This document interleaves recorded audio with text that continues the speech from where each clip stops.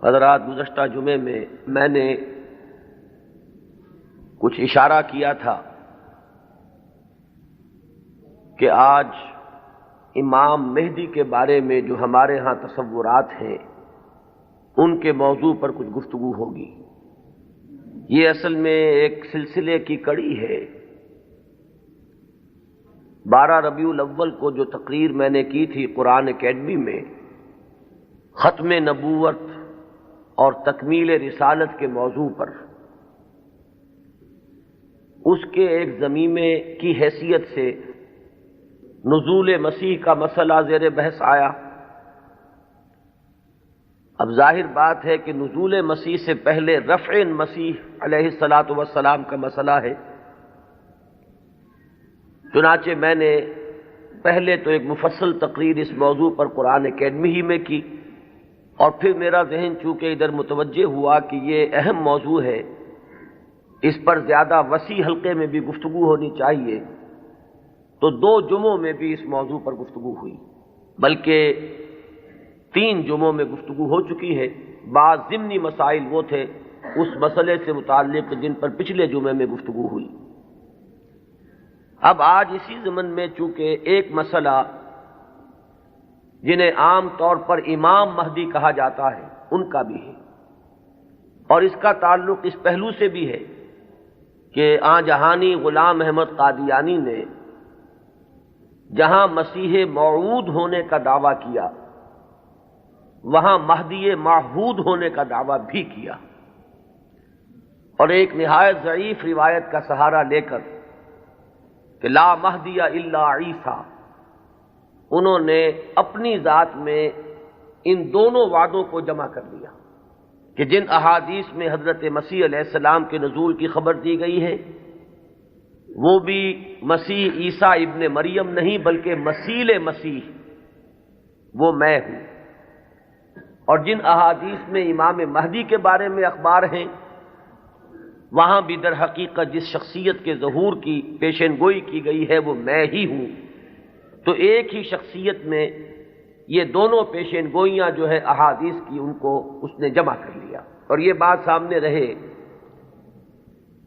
کہ اس شخص سے اپنے آپ کو منسوب کرنے والے جو 2 گروہ ہمارے ہاں ہیں، ایک وہ کہ جنہیں ہم اصل قادیانی یا اب ربوائی کہتے ہیں، اور دوسرے وہ کہ جو لاہوری کہلاتے ہیں، یہ دونوں ان دونوں دعووں کے بارے میں متفق ہیں۔ اختلاف ایک اضافی دعوے کے بارے میں ہے، وہ اپنی زندگی کے آخری دور میں صریحاً نبوت کا دعویٰ ہے جو غلام احمد قادیانی نے کیا۔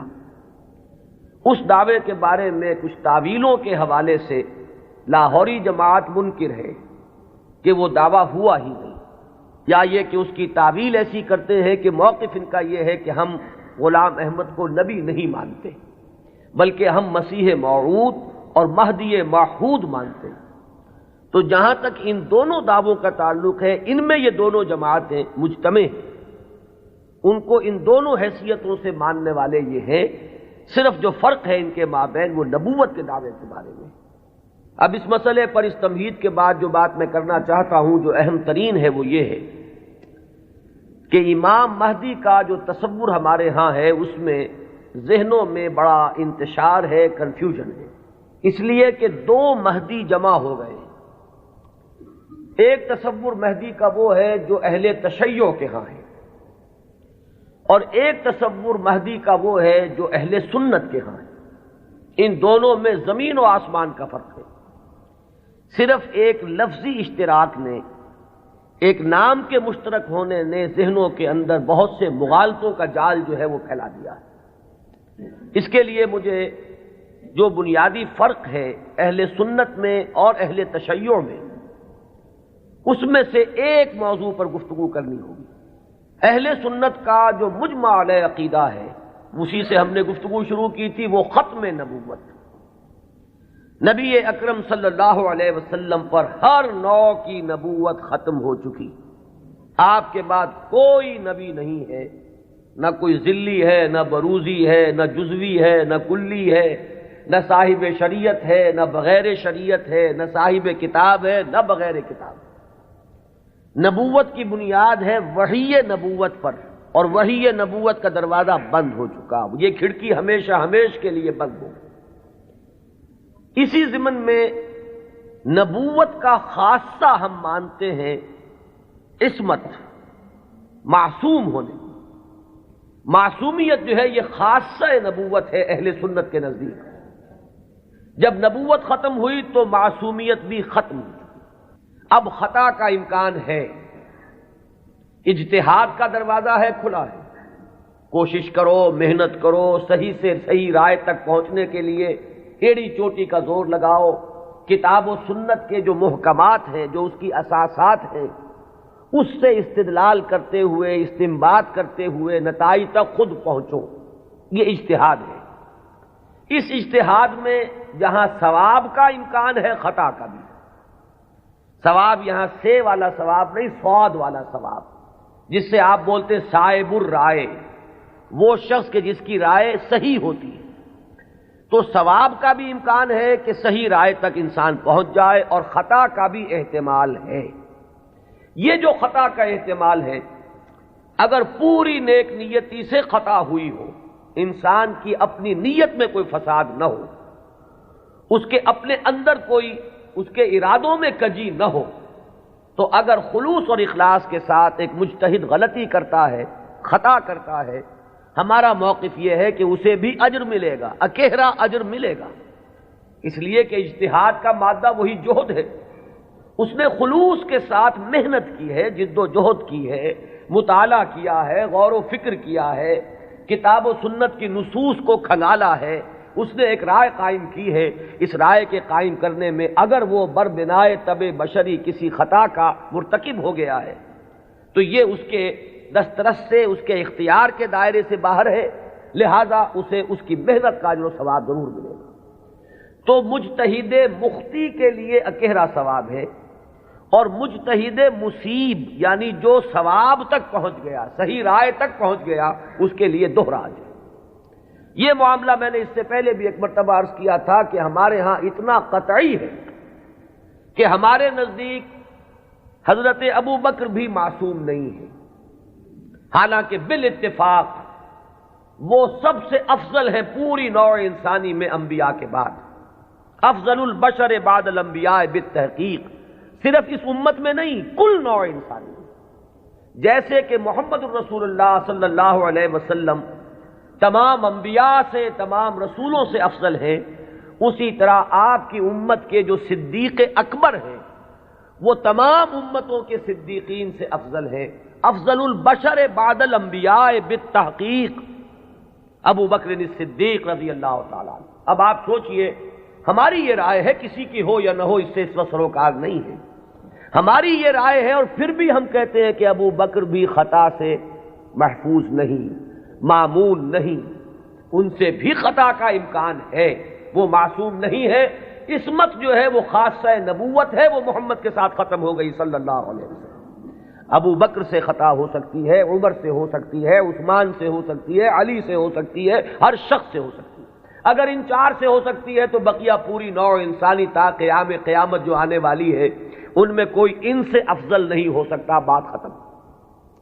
لیکن اہل تشیع کا عقیدہ یہ ہے کہ نبوت کا دروازہ تو بند ہوا ہے، لیکن اس کے بعد امامت معصومہ کا ایک سلسلہ چل رہا ہے، اور یہ امامت معصومہ اہل بیت میں ہے۔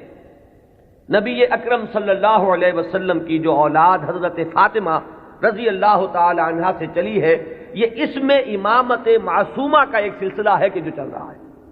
تو آپ اچھی طرح جان لیجئے کہ ہمارے نقطۂ نگاہ سے تو وہ بھی ایک جزوی نبوت ہو گئی، جہاں خاصہ عصمت آ گیا، نبوت کا ایک جز آ گیا، تو ہمارے اور ان کے درمیان جو سب سے اہم اختلاف ہے یہ کہ صحابہ میں افضل کون ہے، یہ معاملہ تو کچھ لوگوں کے اپنے ذوق کا بھی ہو سکتا ہے، مزاج اور افتاد کا بھی ہو سکتا ہے۔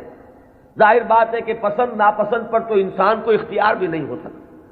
میں نے کئی مرتبہ عرض کیا کہ ایک ہی پودا ہے گلاب کا، اس پر پھول کھلے ہوئے ہیں، آپ کو کوئی ایک پھول زیادہ پسند آیا، آپ نے اس کو لے لیا، اور آپ بتا بھی نہیں سکیں گے کہ اس میں آخر سبب کیا ہے، آپ نے دوسرے پھولوں کو چھوڑ کر اسے کیوں منتخب کیا۔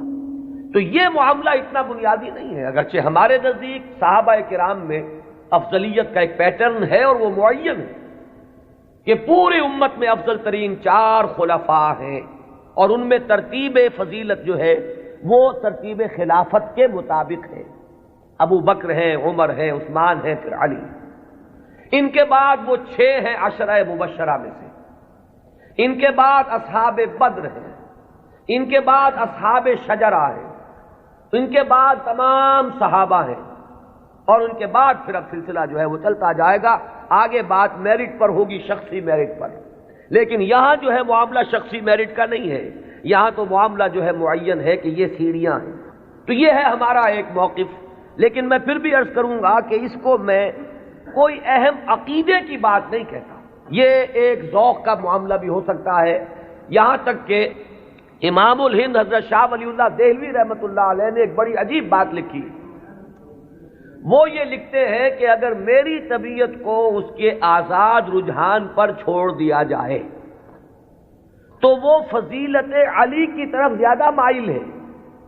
کتنی سچی بات کہی ہے کہ میرے ذاتی رجحان کو، میری طبیعت کو، ایک ہے میرا ذوق، اگر اسے آزاد چھوڑ دیا جائے تو وہ کچھ فضیلت علی کی طرف زیادہ اس کا رجحان ہے، وہ زیادہ قائل ہے، لیکن مجھے حکم ہوا ہے کہ میں فضیلت کا اقرار کروں ابو بکر اور عمر اور عثمان کی۔ اب یہ ہے مقام، یہ جامعیت ہے، یہ توازن ہے۔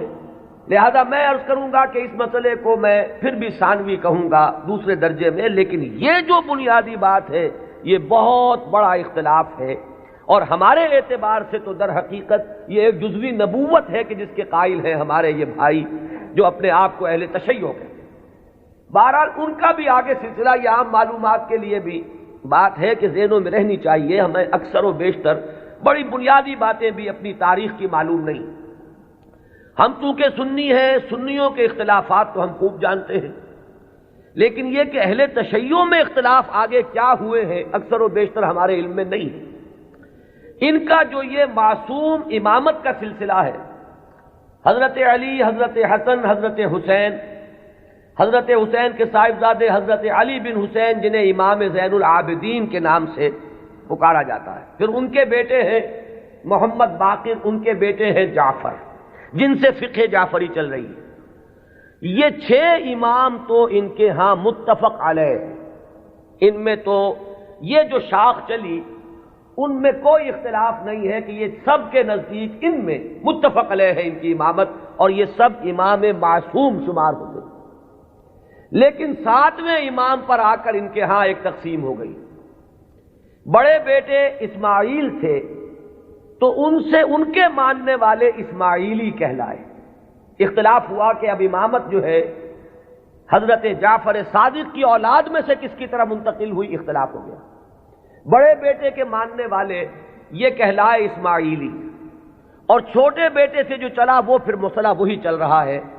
ان کے پھر مزید 6 امام ہیں، جن میں سے 11ویں امام جو ہے ان کے بارے میں ایک تو تاریخ کی روایت یہ ہے کہ وہ لا ولد فوت ہو گئے، اور ایک روایت جو اہل تشیع کے ہاں ہے وہ یہ ہے کہ ایک بچہ ان کے ہاں ہوا تھا جس کو انہوں نے اخفاء سے کہیں بھیج دیا باہر، اندیشہ یہ تھا کہ حکومت وقت اس کو قتل نہ کرا دے۔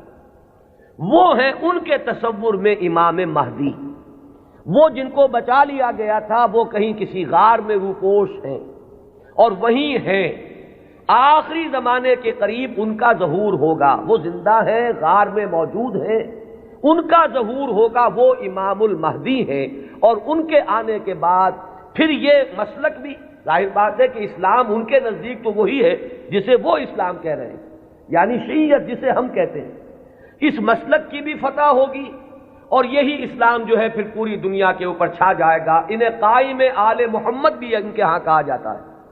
تو یہ ہے تصور امامت کا اور امام مہدی کا شیعہ حضرات کے، چونکہ درمیان میں نے بات آپ کو ایک بتائی تھی کہ 7ویں امام پر آ کر اختلاف ہوا ہے، تو جو بڑے بیٹے اسماعیل سے جو سلسلہ چلا وہ بھی کچھ عرصے کے بعد 2 حصوں میں تقسیم ہو گیا۔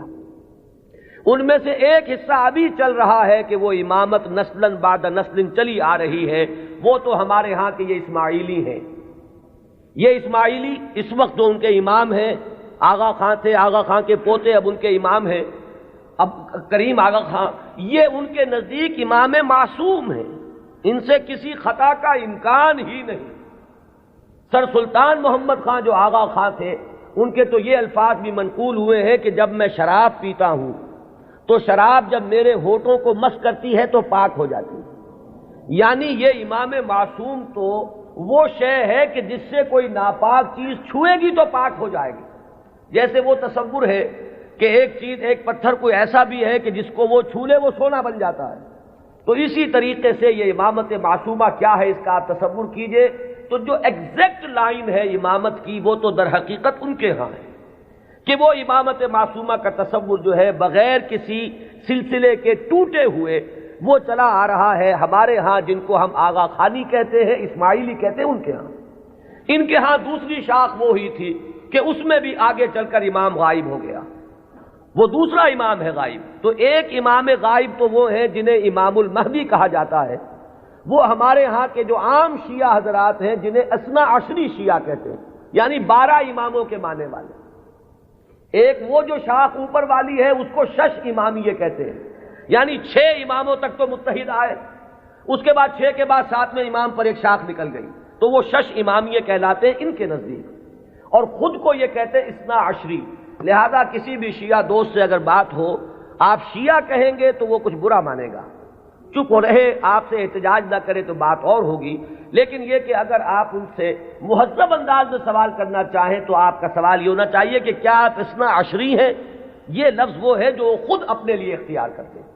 لہذا وہ 12 اماموں والا سلسلہ کے 6 متفق علیہ، 5 بعد میں، اور جو 12ویں امام ہیں ان کے وہ عہد طفولیت ہی میں کہیں ان کو بھیج دیا گیا کہیں حفاظت کے ساتھ، اور وہ کسی غار میں ابھی ہے اور وہ وہیں سے ظہور کریں گے۔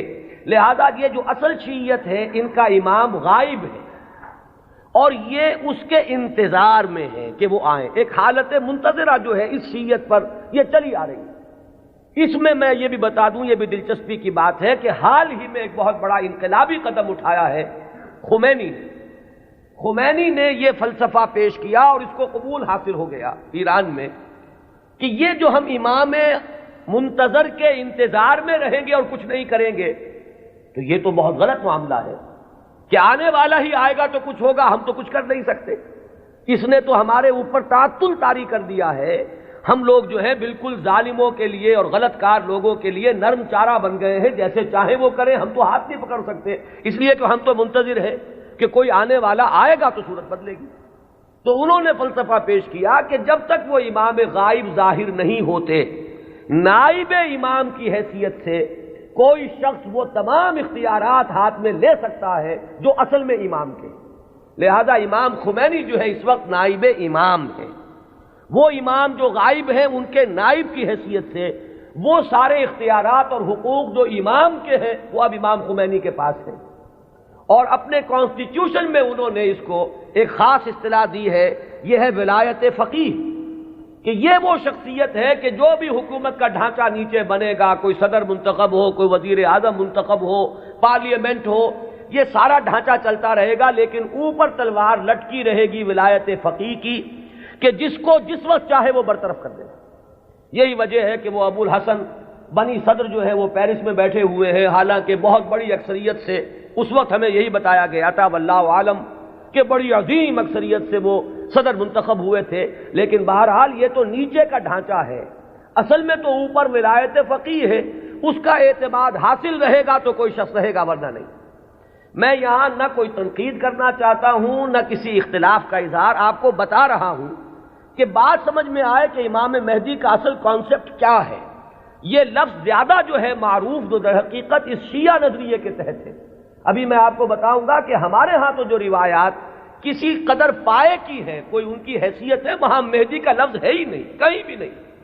اس اعتبار سے معاملہ بڑا مختلف ہے، کچھ خبریں ہیں ہمارے ہاں وہ میں ابھی عرض کروں گا، لیکن امام مہدی کی اصل شخصیت، ان کے بارے میں سارے تصورات، ان کا وہ مقام اور مرتبہ، یہ ساری چیزیں جو ہمارے ہاں عام ہیں یہ در حقیقت ہماری نہیں بلکہ اہل تشیع کی، وہ ہے تصور شیعہ حضرات کا جو ہمارے ہاں عام ہو گیا ہے۔ اب آئیے جو ہمارا مسئلہ ہے اہل سنت کے ہاں بھی یہ خبریں موجود ہیں، بلکہ میں اس کو شروع کروں گا ختم نبوت کے بعد وہ کیا اقدامات ہیں کہ جو اس امت میں اللہ تعالیٰ نے اپنی مشیت کاملہ کے تحت کیے ہیں، کہ جن کے بارے میں میں اس وقت جرأت کر کے ایک لفظ استعمال کر رہا ہوں کہ جو نبوت کی قائم مقامی کی حیثیت اختیار کر لیتے ہیں۔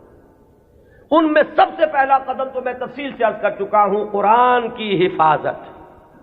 اللہ تعالیٰ نے ذمہ لیا، انا نحن نزلنا الذکر وانا لہ لحافظون، ہم نے ہی اس ذکر کو نازل کیا ہے اور ہم ہی اس کے محافظ۔ یہ میں عرض کر چکا ہوں اس سے پہلے اپنی تقریروں میں کہ اس آیہ مبارکہ کا جو پہلا حصہ ہے وہ تو ایپلیکیبل ہے تورات پر بھی، انجیل پر بھی، زبور پر بھی، صحیفہ ابراہیم پر بھی۔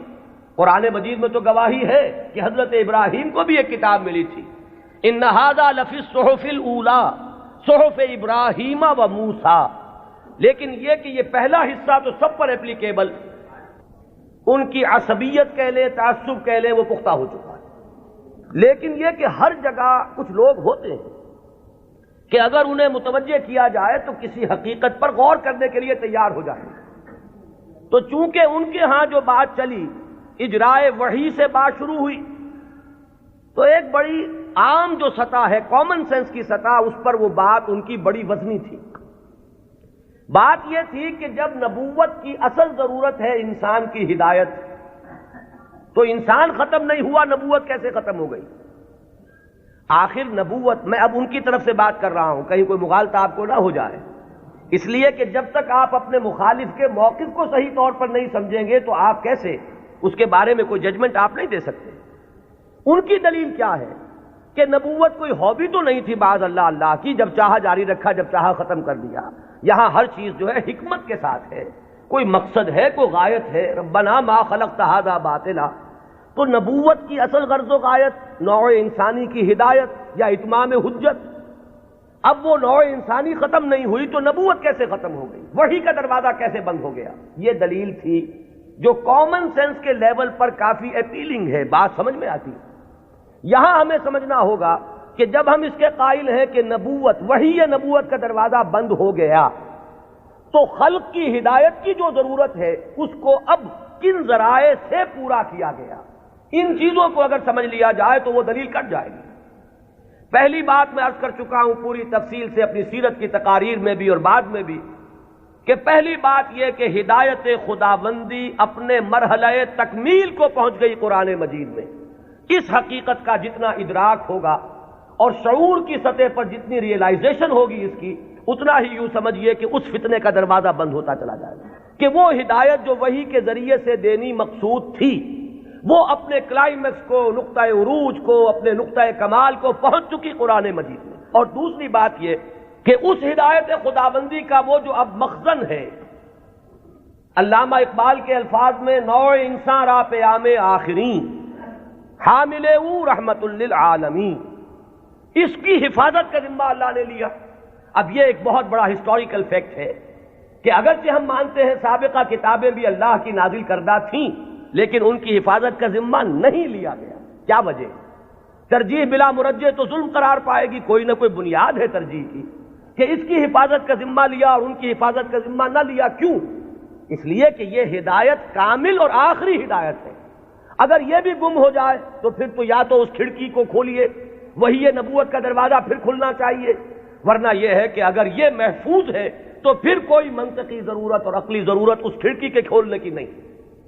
تو پہلا انتظام جو اللہ نے کیا ختم نبوت کے بعد، جو ایک خلا پیدا ہوا ہدایت انسانی کے سلسلے میں، اس کے لیے پہلا انتظام قرآن مجید کی حفاظت۔ اب یہ کتاب محفوظ ہے تا قیام قیامت۔ اس کے معنی میں لوگ گھپلا کر لیں، اس کے ترجموں میں تحریف ہو جائے، الہاد ہو جائے، ادھر موڑ لیں ادھر تروڑ لیں، خود بدلتے نہیں قرآن کو بدل دیتے ہیں، ہوئے کس درجہ فقیہان حرم بے توفیق۔ لیکن یہ ترجموں میں ہو سکتا ہے، تفسیروں میں ہو سکتا ہے، متن میں ممکن نہیں ہے۔ وہ ٹیکسٹ جو ہے ہمیشہ ہمیشہ کے لیے محفوظ رہے گا۔ پہلا انتظام یہ۔ دوسرا انتظام جو ایک ضمانت دی ہے اللہ تعالیٰ نے اور جس کی خبر دی ہمیں محمد الرسول اللہ صلی اللہ علیہ وسلم، ضامن تو اللہ ہے لیکن اس کی خبر دینے والے اللہ کے رسول ہیں۔ آپ نے فرمایا، یہ دو اعتبارات سے احادیث آتی ہیں متفقن علیہ روایت ہے، لا یزال من امتی امت قائمۃ بامر اللہ لا یضرهم من خذلهم ولا من خالفهم۔ میری امت میں ہمیشہ ایک گروہ ایسا موجود رہے گا جو امر اللہ پر پورے طور پر قائم رہے گا، جازم رہے گا۔ نہ تو کوئی شخص جو ان سے روگردانی کرے گا، علیحدگی اختیار کرے گا، چھوڑ کر جائے گا، نہ تو وہ کوئی نقصان پہنچا سکے گا اس گروہ کو، اور نہ کوئی جو کھلم کھلا مخالف ہے وہ انہیں کوئی غضب پہنچا سکے گا، اور یہ معاملہ اسی طرح رہے گا یہاں تک کہ قیامت آ جائے گی۔ یہ دوسری ضمانت ہے کہ اس امت میں ایک گروہ ہمیشہ حق پر قائم رہے گا، اس لیے کہ ہدایت کا صرف نظری اعتبار سے کتاب میں محفوظ رکھنا کافی نہیں ہے۔ اگر یہ بات ہوتی تو پھر انبیاء کے آنے کی ضرورت نہیں تھی، اللہ تعالیٰ کسی اپنے غیبی طریقے سے کتابیں نازل کر دیتا۔ کتاب کے ساتھ کوئی شخصیت جو ہے موجود رہنی چاہیے، کوئی گروہ انسانی موجود رہنا چاہیے جو اس کتاب پر قائم ہو، جو اس کتاب کا عملی نمونہ پیش کر سکے۔ لہذا دوسری ضمانت یہ دی گئی، اور اس کی مختلف روایات اور بھی آتی ہیں، لا تزال فی امتی طائفۃ قائمین علی الحق، میری امت میں لازماً ایک گروہ ہمیشہ ایسا رہے گا جو حق پر قائم رہے گا، ایسی جماعت سے کبھی بھی دنیا بالکل خالی نہیں ہوگی۔ یہ ضمانت میں پھر عرض کر رہا ہوں کس کی ہے؟ اللہ کی۔ یہ در حقیقت اسی ضرورت کو پوری کرنے کا اہتمام ہو رہا ہے جو ختم نبوت کے بعد جو بھی خلا پیدا ہوا ہدایت انسانی کے اعتبار سے، اس کا جو پر کیا جانا ہے وہ ان چیزوں سے۔ یہی بات آپ کو ملے گی منفی اسلوب میں بھی، یہ تو مثبت ہے۔ منفی طور پر حضور نے فرمایا کہ میری امت کبھی گمراہی پر جمع نہیں ہوگی، لا تجمع امتی علی الضلالہ۔ اگر تو کبھی ایسا ہو جائے پوری امت محمد صلی اللہ علیہ وسلم گمراہی پر جمع ہو جائے تو نفی ہو جائے گی اس قول کی کہ میری امت میں ہمیشہ ایک گروہ حق پر قائم رہے گا، قائمین علی الحق۔ تو بات ایک ہی ہے، ایک اس کا مثبت انداز ہے، اور ایک اس کا منفی پہلو ہے کہ لا تجمع امتی علی الضلالہ، میری امت کبھی بھی گمراہی پر جمع نہیں۔ اسی ضمن میں ایک تیسری جو ضمانت دی ہے، وہ ضمانت وہ ہے جسے ہم مجددین امت کے نام سے جانتے ہیں۔ ایک سلسلہ مجددین ہے جس کی خبر دی گئی ہے کہ ان اللہ یبعث فی ہذہ الامہ علی راس کل 100 عام من یجدد لہا دینہا۔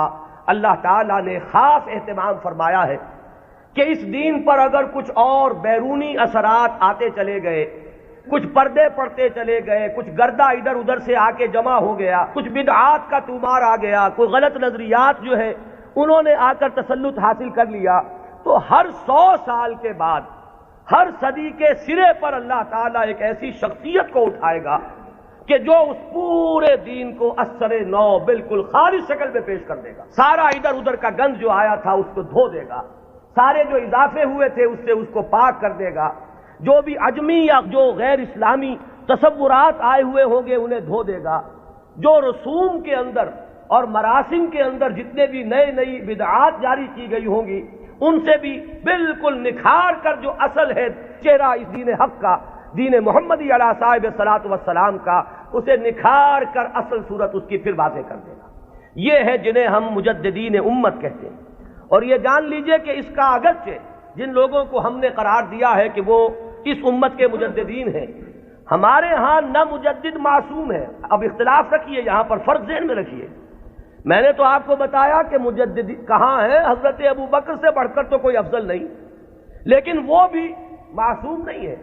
وہ سلسلہ امامت کا کانسیپٹ بالکل جدا ہے، اس کی بنیاد جدا، اس کا تصور جدا، اس کے ساتھ جتنے بھی معاملات جو ہیں متعلق ہیں وہ سب بالکل مختلف ہیں۔ اور یہ جو سلسلہ مجددین امت ہے یہ کانسیپٹ کے اعتبار سے بنیادی طور پر مختلف ہے۔ کوئی ہمارا ہندوانہ پس منظر ہے جو اثر انداز ہو رہا ہے، کوئی مغربی تہذیب نے آ کر کوئی اپنا غازہ مل دیا ہے، ان سب کو ہٹا کر وہ دین کی اور شرع مبین کی جو اصل اور صاف صورت ہے اس کو اثر نو اجاگر کر دو۔ یہ ہے کار تجدید۔ ہم نے کوشش کی ہے، اور اس میں اختلاف ہو سکتا ہے کہ ایک گروہ جو ہے وہ کسی کو مجدد سمجھ رہا ہو، ایک گروہ کسی اور کو مجدد سمجھ رہا ہو۔ جیسے جیسے زمانہ آگے چلتا ہے ماضی کے بارے میں تو رائیں کچھ نہ کچھ ایک جیسی ہوتی چلی جاتی ہیں، لیکن یہ کہ ہم عصر لوگوں میں ہمیشہ اختلاف رہے گا۔ گروہ رہیں گے وہ سمجھیں گے کہ شاید یہ مجدد ہیں، ان کی خدمات ایسی ہیں کہ دین کی اصل شکل کو انہوں نے واضح کیا ہے، اور اوہام اور رسومات کا جو اس کے اوپر طومار آ گیا تھا اس سے انہوں نے پاک کیا ہے۔ تو کوئی کسی کو مجدد مان لے، کوئی کسی کو مجدد مان لے، یہ کوئی عقیدے کا مسئلہ نہیں، کسی کے مجدد ماننے سے کوئی فرق واقع نہیں ہوتا۔ چنانچہ اس صدی میں 14ویں صدی میں یہ معاملہ دیکھیے کہ اگرچہ امت تو ہے، کہاں آپ چلے جائیے انڈونیشیا اور ملائیشیا سے موریتانیہ تک، میں نے کئی مرتبہ عرض کیا یہ تو سالڈ علاقہ ہے نا امت مسلمہ کا۔ کہیں ٹھیک ہے وہ اس طرح سے آزاد اور خود مختار نہیں ہے جیسے ہندوستان میں ہے، لیکن امت محمد تو موجود ہے، اور جو ان آفیشل ایسٹیمیٹس ہیں اس کے اعتبار سے اس وقت بھارت میں 15 کروڑ مسلمان ہیں، 12 کروڑ سے کم تو کسی نے نہیں مانا۔ جو بڑے بڑے سنجیدہ لوگ ہیں، جو کسی طرح کے مبالغے اور کسی قسم کی سیاسی کوئی مبالغے کے اندر آنے والے نہیں ہیں، انہوں نے بھی کہا کہ 12 کروڑ سے تو کوئی سوال ہی نہیں ہے کہ مسلمان کم ہو، البتہ یہ کہ لوگوں کا اندازہ 15 کروڑ تک جا رہا ہے۔ تو امت وہاں سے وہاں تک پھیلی ہوئی ہے۔ اب ان میں کتنے مجددین پیدا ہوئے ہوں گے، کتنے خادمین دین پیدا ہوئے ہوں گے، کتنے لوگوں نے محنتیں کی ہوں گی۔ ایک ہی وقت میں وہاں حسن بنا ہے مصر میں، یہاں مولانا مودودی بھی ہیں، یہاں مولانا الیاس صاحب بھی ہیں، یہاں مولانا اشرف علی تھانوی بھی ہیں، یہاں مولانا رشید احمد گنگوہی بھی ہیں، اور بھی بہت سے لوگ ہیں جن کے بارے میں کسی کو کسی کے بارے میں، کسی کو کسی کے بارے میں خیال ہو سکتا ہے۔ یہ تو در حقیقت فیصلہ ہوا کرتا ہے 2-3 صدیوں کے بعد، پھر جا کر زیادہ انسان آبجیکٹیولی اندازہ کر سکتا ہے کہ کس کی کیا کنٹریبیوشن ہے۔ وہ وقتی قسم کے جو تصورات ہوتے ہیں، کچھ عصبیتیں ہوتی ہیں، کچھ تعصبات ہوتے ہیں، کچھ گروہی قسم کے اثرات ذہنوں پر ہوتے ہیں، تو وقتی طور پر تو فیصلہ کرنا بہت مشکل ہوتا ہے، یہ بعد میں آتا ہے۔ یہی وجہ ہے کہ ابتدائی مجددین کے بارے میں تو ہمارے ہاں تقریباً کنسنسس ہے، اتفاق رائے ہے کہ فلاں مجدد فلاں مجدد فلاں مجدد فلاں مجدد، آگے چل کر تو اختلاف ہو جائے گا۔ ہمارے ہاں جو بریلوی بھائی ہمارے ہیں وہ مولانا احمد رضا خان بریلوی کو اس دور کا مجدد کہتے ہیں۔ دیوبندی حضرات میں بھی میں نے 2 گروہ پائے ہیں، ایک وہ جو مولانا رشید احمد گنگوہی کو اس صدی کا مجدد سمجھتے ہیں، اور ایک جو مولانا اشرف علی تھانوی کو اس صدی کا مجدد سمجھتے ہیں۔ اور مولانا اشرف علی تھانوی صاحب کے معتقدین کا عالم تو یہ ہے کہ مولانا عبد الباری ندوی جیسا شخص، بڑی اونچی علمی شخصیت ہے ہندوستان کی، انہوں نے جو کتاب لکھی ہے ان کی سوانح پر، اس کا نام ہے جامع المجددین، صرف مجدد نہیں، تمام مجددین کے اوصاف ان میں جمع ہو گئے۔ بہرحال یہ محبت اور عقیدت، کسی سے تعلق خاطر، یہ اس کے اثرات ہیں کہ جو فوری طور پر ہوتے ہیں۔ اسی طریقے سے چاہے مودودی صاحب نے ہرگز اس کا دعویٰ نہیں کیا، میں خود گواہ ہوں اس کا، میں ان کے ساتھ رہا ہوں، لیکن ہو سکتا ہے اور میں سمجھتا ہوں کہ بہت سے ان کے ماننے والوں کے ذہن میں ہے یہ بات کہ اس صدی کے اصل مجدد وہ تھے۔ یا مولانا الیاس صاحب رحمۃ اللہ علیہ کے بارے میں تو میں یہ ان کے عقیدت مندوں میں اس سے بہت آگے بات سمجھتا ہوں۔ وہ تو چونکہ کچھ روحانیت کا میدان بھی ہے تبلیغی جماعت میں، تو وہاں جو غلو ہے عقیدت کا وہ تو اس سے کہیں بڑھ کر ہے۔ تو یہ ساری چیزیں میں صرف اس لیے عرض کر رہا ہوں کہ اس میں کسی گھبرانے کی بات نہیں ہے، اس لیے کہ مجددیت جو ہے ہمارے ہاں کوئی ایسا منصب نہیں ہے کہ جس کو ماننے یا نہ ماننے سے کوئی ہمارے ایمان و اسلام میں فرق آتا ہو۔ اگر غلام احمد قادیانی کو صرف مجدد مانا گیا ہوتا کبھی تکفیر نہ ہوتی۔ اب ہمارے یہ لاہوری بھائی جو ہیں جب اپنے مدافعت پہ آتے ہیں تو وہ کہتے ہیں کہ ہم تو صرف مجدد مانتے ہیں۔ ایک زمانے میں اسی وجہ سے اس بات کا قائل رہا کہ قادیانیوں کی تکفیر تو درست ہے، لیکن ان کے بارے میں ہمیں توقف کرنا چاہیے، اس لیے کہ یہ تو نبی نہیں مان رہے، لیکن ثابت یہ ہوا ہے کہ اس شخص نے نبوت کا دعویٰ کیا۔ اب کوئی شخص انکار کرے تو بات اور ہے، اور کم سے کم یہ کہ مسیح موعود مانتے ہیں اور وہ مہدی موعود مانتے ہیں، ان دونوں چیزوں کو انہوں نے جمع کر دیا، اور دعویٰ جو ہے اس کا ثابت ہے کہ اس نے نبوت کا دعویٰ کیا، لہذا ان کے انکار سے انہیں کوئی ریلیف نہیں مل سکتا۔ بہرحال جو بات میں عرض کر رہا تھا وہ یہ کہ ہمارا جو یہ تصور مجدد ہے اس کو ذہن میں رکھیے، تو اب اس سے آگے بحث کو بڑھائیے۔ جیسے سلسلہ نبوت و رسالت اپنے ارتقائی مراحل طے کر کے مقام عروج پر، کلائمیکس پر، درجہ کمال پر پہنچا محمد الرسول اللہ صلی اللہ علیہ وسلم کی ذات مقدسہ میں، اسی طرح بالکل منطقی طور پر سمجھیے کہ اب یہ مجددین امت کا سلسلہ بھی قیامت سے پہلے اپنے ایک تکمیلی مرحلے کو پہنچے گا، اور وہ تکمیلی مرحلہ کیا ہے کہ اس امت کی ایک ایسی تجدید ہوگی، اس دین کی ایک اتنی مکمل تجدید ہوگی وہ دین کے جسے اب پوری دنیا کا دین بننا ہے، جس کی خبر دی ہے محمد رسول اللہ صلی اللہ علیہ وسلم نے، تو وہ اخبار و احادیث ہمیں ملتی ہیں کہ جن میں حضور نے یہ خبر دی ہے کہ قیامت سے قبل اور قرب قیامت کے زمانے میں میری امت میں ایک شخص ایسا پیدا ہوگا کہ جو اس دین کو دنیا میں غالب کرے گا، جو اس کے لیے پھر اثر نو ایک جد و جہد کرے گا۔ ظاہر بات ہے کہ وہ سلسلہ مجددین ہی کی آخری کڑی، اس لیے کہ قیامت کے سلسلے میں بات ہو رہی ہے، قیامت سے پہلے ایک ایسی عظیم شخصیت جو ہے مسلمانوں میں پیدا ہوگی، وہ سلسلہ مجددین امت کا یوں سمجھیے کہ مقام عروج ہے، وہ اس کا کلائمیکس ہوگا، وہ اس کا تکمیلی درجہ ہوگا۔ اس ضمن میں جو احادیث آتی ہیں ان کو ہم دو بڑے بڑے گروہوں میں تقسیم کر سکتے ہیں۔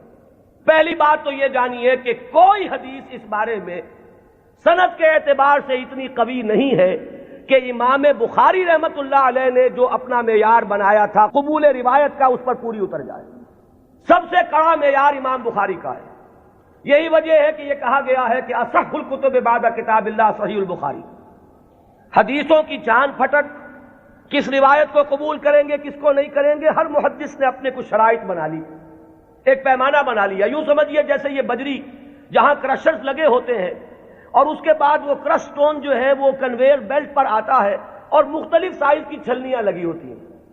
کوئی چھوٹے سائز کی چھلنی ہے، اس میں سے چھوٹے چھوٹے پتھر جو ہے وہ نکل جائیں گے، اس سے آگے چل کر اور چونکہ گریڈنگ کرنی ہے کہ آدھے انچ سے کم چاہیے بجری تو یہ اس چھلنی میں سے نکل گئی، وہ لے جائیے۔ پھر اس کے بعد آپ کو چاہیے آدھے انچ سے لے کر 1 انچ تک تو اگلی چھلنی ہے، وہ اس میں سے نکلیں گے، اس سے آگے اور بڑھتا چلا جائے گا، گریڈنگ ہو جائے گی اس میں۔ تو محدثین نے گریڈنگ قائم کی ہے اپنے معیار میں، اور ٹاپ کا معیار جو ہے سب سے باریک چھلنی جو لگائی ہے وہ ہے در حقیقت امام بخاری رحمت اللہ علیہ کی۔ لہذا اس معیار پر جو حدیث آ گئی تو ہم یہ کہتے ہیں کہ اب سند کے اعتبار سے تو کلام نہیں، وہ جو معاملہ ہے تو اس سطح پر کوئی حدیث بھی نہ مہدی کے نام کے ساتھ نہ بغیر نام کے، ہمارے ہاں صحیح بخاری میں کوئی روایت موجود نہیں ہے اس ضمن میں۔ یہ تو پہلی بات ہے جسے نوٹ کر لیجئے، یعنی سند کے اعتبار سے ٹاپ کے درجے پر تو کوئی حدیث نہیں۔ اس کے بعد نمبر 2 جنہیں ہم صحیحین میں بریکٹ کرتے ہیں، امام بخاری کے ساتھ امام مسلم کی صحیح، یہ بریکٹ ہو کر صحیحین، یہ ذرا ایک دائرہ بن گیا۔ امام مسلم کے شرائط بھی تقریباً وہی ہیں اگرچہ تھوڑے سے کم۔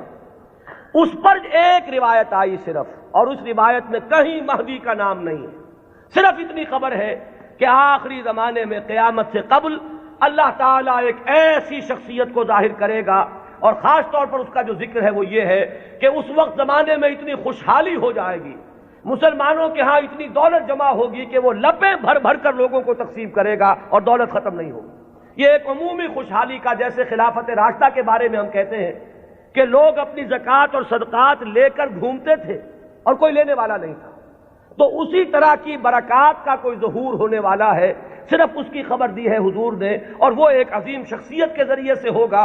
اس میں کسی کا ذکر نہیں ہے، نام کیا ہوگا، اس کے والد کا نام کیا ہوگا، وہ کس قبیلے سے ہوگا، وہ کس نسل سے ہوگا، کسی کا کوئی ذکر نہیں۔ تو صحیحین کا تو معاملہ یہ ہے کہ صحیح بخاری میں سرے سے کوئی روایت نہیں، موضوع ہی موجود نہیں۔ جبکہ یہاں کنٹراسٹ کے لیے میں آپ کو بتا دوں، میں نے جو تقریریں کی ہیں حضرت عیسیٰ کے نزول کے بارے میں علیہ الصلاۃ والسلام، وہ روایات جو ہیں وہ صحیحین کی ہیں، وہ متفق علیہ ہیں، وہ بخاری میں بھی ہے مسلم میں بھی ہے۔ لہذا زمین و آسمان کا فرق ہے۔ ان دونوں کو ہمارے ذہنوں میں عام طور پر جو بھی تصورات سنی سنائی باتوں سے ہمارے ذہنوں میں بن گئے ہیں، تو تقریباً ان دونوں کو ہم وزن ہم نے کیا ہوا ہے، بہت فرق ہے۔ حضرت مسیح علیہ السلام کے نزول کی خبریں اور اس کی پیشین گوئیاں اور اس کی احادیث بہت قوی ہیں سند کے اعتبار سے۔ اکثر و بیشتر روایات اس میں وہ ہیں کہ جو متفق علیہ ہے، کہ صحیح بخاری میں بھی ہے، صحیح مسلم میں بھی ہے۔ جبکہ یہ جو تصور ہے، ایک کانسیپٹ جو ہے امام المہدی کا، وہ میں بتا چکا ہوں اصلاً تو یہ ایک شیعی کانسیپٹ ہے۔ وہ سارے تصورات جو اس کے ساتھ ہیں وہ اہل تشیع کے ہیں، لیکن ہمارے ہاں اگر کوئی تصور ہے تو وہ تصور اول تو سند کے اعتبار سے اتنا قوی ہے ہی نہیں کہ شرائط بخاری پر پورا اترے، وہ تو بات نیچے آ گئی۔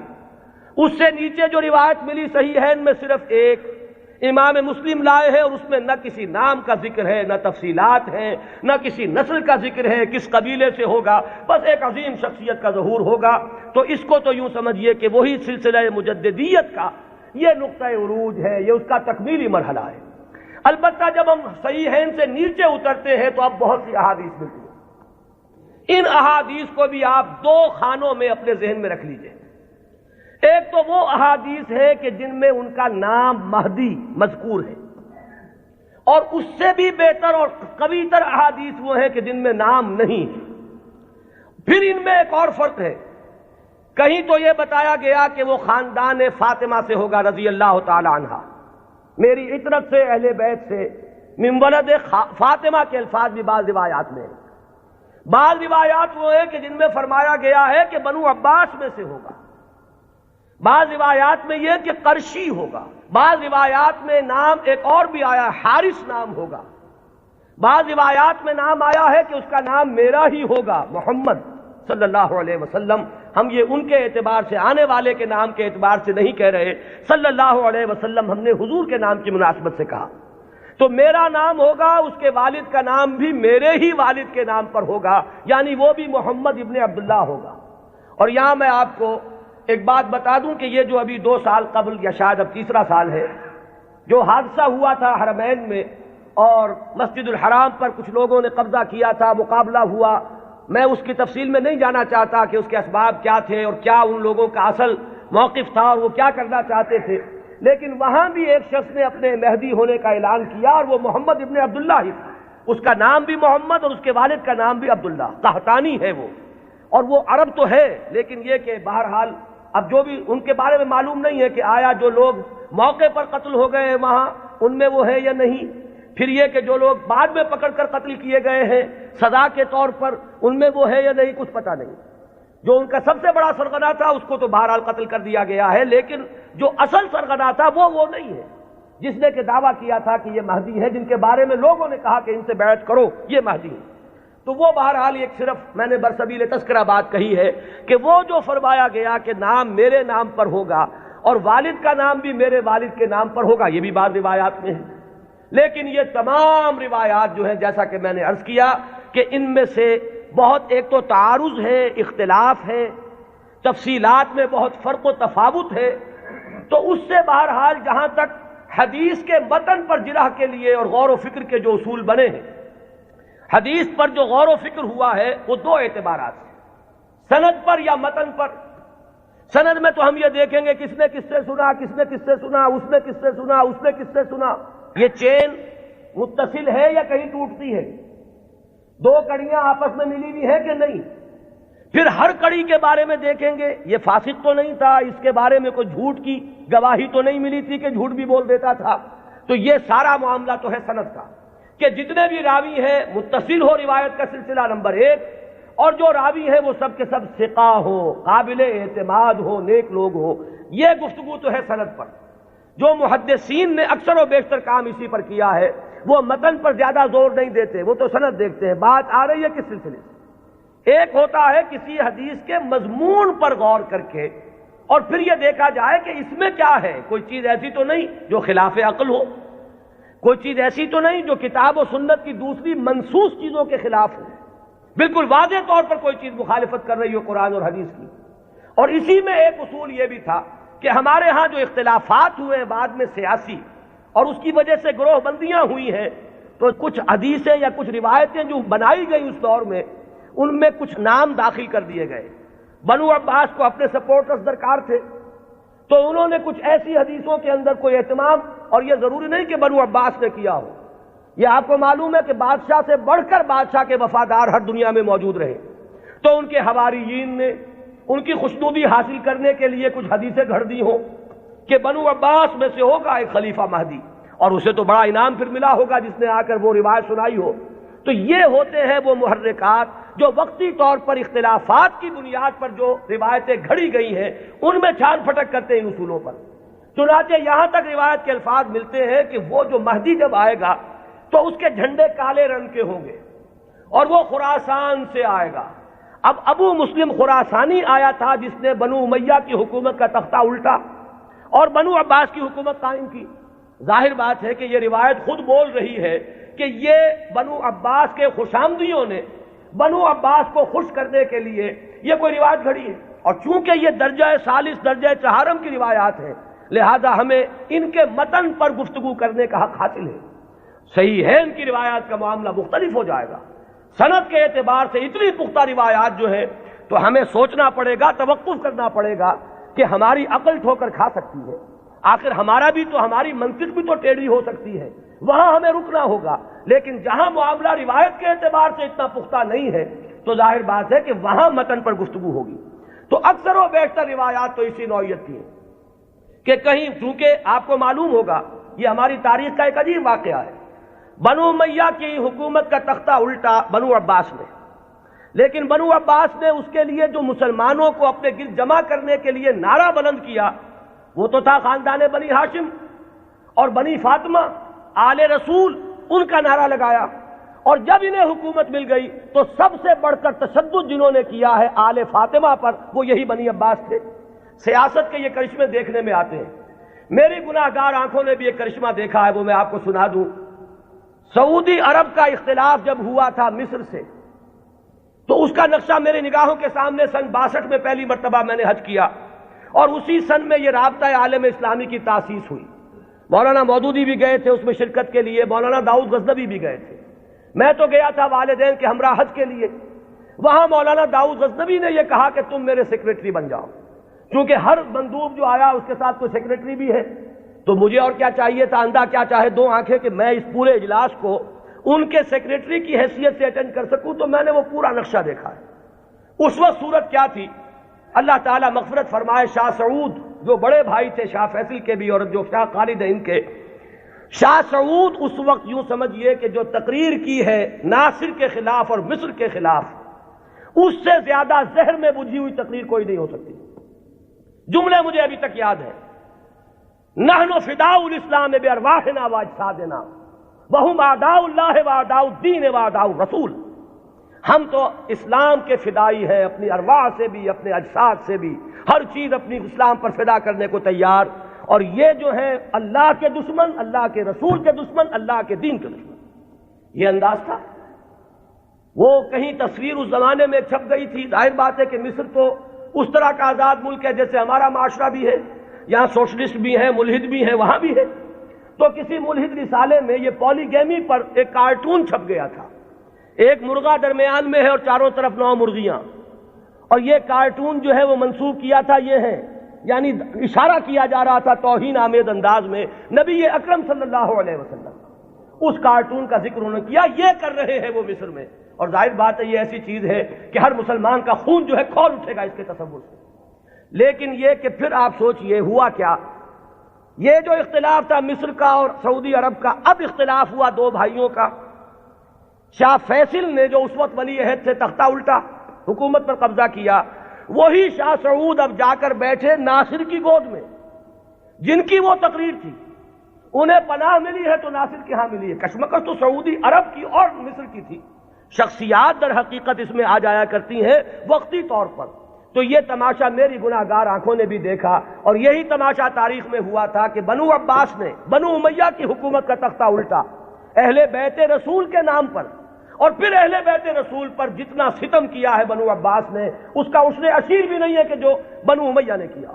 بہرحال یہ جب معاملات ہیں تو کہیں بنی فاطمہ کے لیے وہ احادیث ہے، کہیں بنو عباس کے لیے ہے، تو ان روایتوں کا ہمارے ہاں کوئی اونچا مقام نہیں۔ البتہ وہ جو میں نے بات آپ کے سامنے عرض کی کہ دین کا جو ایک تصور ہمارا ہے بحیثیت مجموعی، ختم نبوت کے بعد ہدایت انسانی کا سلسلہ جو جاری ہے وہ کس شکل میں ہے؟ میں نے آج اسی لیے آیت شروع میں پڑھی تھی، وَلْتَكُن مِّنكُمْ أُمَّةٌ يَدْعُونَ إِلَى الْخَيْرِ وَيَأْمُرُونَ بِالْمَعْرُوفِ وَيَنْهَوْنَ عَنِ الْمُنكَرِ وَأُولَٰئِكَ هُمُ الْمُفْلِحُونَ۔ لوگوں اب شخصی نبوت کا دور ختم ہوا، وہ تو آخری اور کامل نبی تھے محمد صلی اللہ علیہ وسلم۔ اب تمہیں اجتماعی سطح پر ایک کام کرنا ہے، وہ کام جو ہوا کرتا تھا رسولوں کے ذریعے سے اب تمہیں کرنا ہے، بحیثیت امت کرنا ہے۔ وَكَذَلِكَ جَعَلْنَاكُمْ أُمَّةً وَسَطًا لِتَكُونُوا شُهَدَاءَ عَلَى النَّاسِ وَيَكُونَ الرَّسُولُ عَلَيْكُمْ شَهِيدًا۔ ہم نے تمہیں امت وسط بنایا ہی اس لیے ہے کہ رسول گواہی دے تم پر اور تم گواہ بن جاؤ پوری نوع انسانی پر۔ یہی ہے فطرت کے مطابق، عقل کے مطابق، منطق کے مطابق کہ وہ جو سلسلہ ختم ہوا رسالت کا، اور نبوت کا در حقیقت اس کی جگہ اب اس امت نے لی ہے. اب یہ کلیکٹیو رسپانسبلٹی ہے پوری امت کی. اور امت بحیثیت مجموعی کنتم خیر امت اخرجت للناس تأمرون بالمعروف وتنہون عن المنکر وتؤمنون باللہ. اور اگر پوری امت سو جائے، پوری امت کو اپنی ذمہ داری کا احساس نہ رہے، پوری امت جو ہے کہیں گم ہو جائے، اپنا قافلہ جو ہے وہ راستہ بھول چکا ہو، تب کیا کریں؟ وَلْتَكُمْ مِنْكُمْ أُمَّةٌ يَدْعُونَ إِلَى الْخَيْرِ. تم میں سے ایک گروہ تو رہنا ہی چاہیے، ایک جماعت تو ایسی ہونی ہی چاہیے. کچھ لوگ تو رہیں کہ دنیا جب دنیا کی طرف دوڑ رہی ہو تو وہ دین کے لیے اپنے آپ کو وقف کر دیں. جب باقی لوگوں کی ایمبیشنز اور حوصلے اور ولولے ہوں دنیا کمانے کے، وہ ہر چیز کو تج کر صرف اللہ کے دین کی خدمت کا بیڑا اٹھا دیں. تو ایک گروہ، ایک جماعت تو رہنی ہی چاہیے. وَلْتَكُمْ مِنْكُمْ أُمَّةٌ يَدْعُونَ إِلَى الْخَيْرِ وَيَأْمُرُونَ بِالْمَعْرُوفِ وَيَنْهَوْنَ عَنِ الْمُنكَرِ وَأُولَٰئِكَ هُمُ الْمُفْلِحُونَ. اور جان لو کہ اصل فلاح کے حقدار وہی ہوں گے، انہی کو فلاح مل کر رہے گی. یہ ہے وہ قرآنی ہدایت جس کا اب میں نے جو بتایا آپ کو احادیث کے ذیل میں. تو پہلی بات تو یہ کہ قرآن کی حفاظت وہ قرآن سے ثابت، احادیث سے ثابت. دوسری بات یہ کہ ایسے ایک گروہ کا رہنا، اس کی ضمانت احادیث نے دے دی. لا تزال فی امتی طائفۃ قائمین علی الحق. میری امت میں ایک گروہ ہمیشہ رہے گا. اور یہ جان لیجئے، یہ بھی ایک دلچسپ مسئلہ ہے. جو جماعتیں بنتی ہیں، جو گروہ اٹھتے ہیں اس کام کے لیے، ظاہر بات ہے وہ کسی شخصیت کے سہارے پر اٹھتے ہیں. یہ آپ کو اچھا لگے یا برا لگے. کچھ لوگ زیادہ آئیڈیلسٹ ہوتے ہیں، وہ شخصیت نہیں بلکہ زیادہ جو ہے وہ اجتماعیت میں بلیو کرنے والے ہیں. ان حضرات کی توجہ کے لیے کہہ رہا ہوں کہ کام ہمیشہ جب بھی آپ دیکھیں گے کسی شخص سے شروع ہوا ہے. کوئی شخص جس کا کہ ذکر میں ابھی کر چکا کہ ان اللہ یبعث فی ہذہ الامہ علی راس کل مئۃ عام من یبعث لہا دینہا. کوئی نہ کوئی شخص اٹھتا رہے گا کہ جو دین کو تمام جو باہر سے آئے ہوئے اثرات ہیں ان سے دھو کر اس کی صحیح شکل میں لوگ دنیا کے سامنے لے آئے گا. اب ظاہر بات ہے کہ وہ اکیلا تو نہیں ہوگا، اسی کی دعوت پر کچھ لوگ جمع ہوں گے. وہ پکارے گا من انصاری اللہ، میں یہ کام کا بیڑا اٹھا رہا ہوں، کون ہے جو میری مدد کرے؟ وہ جماعت وجود میں آئے گی. وہ ہے جماعت وَلْتَكُمْ مِنْكُمْ أُمَّةٌ يَدْعُونَ إِلَى الْخَيْرِ یا لَا تَزَالُ فِي أُمَّتِي طَائِفَةٌ قَائِمِينَ عَلَى الْحَقِّ. وہ جماعت ہوگی. اس کے بعد ہوتا کیا ہے حادثہ، یہ بھی جان لیجئے، یہ بھی بہت مرتبہ ریپیٹ ہو چکا ہے. وہ جو گروہ، وہ جماعت جب ذرا آگے بات چلتی ہے تو وہ شخصیت جو ہے وہ بت بن جاتا ہے. اس کی محبت جو ہے وہ عقیدت میں بدل جاتی ہے. عقیدت شخصیت پرستی کا روپ دھارتی ہے. پھر اس کے ارد گرد اس کا نام لے کر جو لوگ اٹھتے ہیں وہ اپنی دنیا کو کمانے کا ذریعہ اس شخص کو بناتے ہیں. اس کا نام بیچتے ہیں، اس کی محبت بیچتے ہیں.